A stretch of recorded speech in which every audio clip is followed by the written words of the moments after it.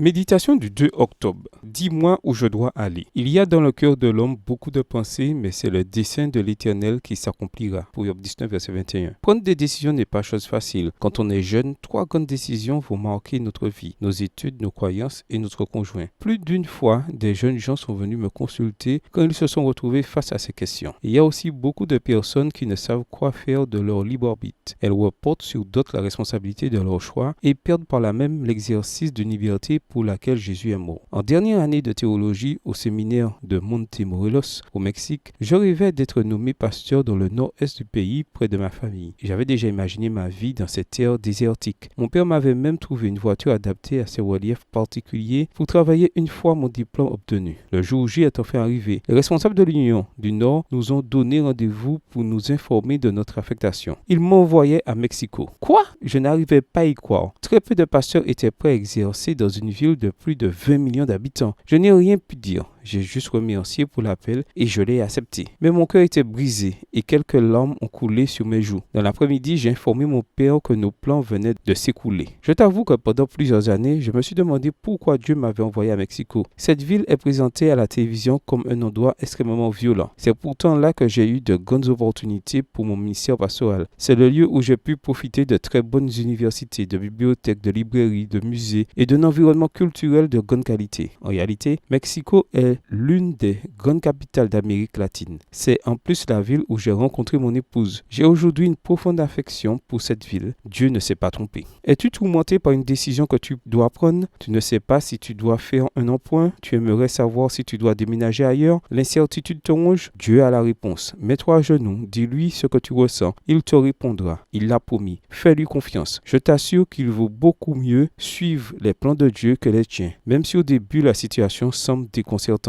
À la fin, tu te rendras compte que les voies du Seigneur sont toujours les meilleures. Bonne journée à toi et que le Seigneur te bénisse.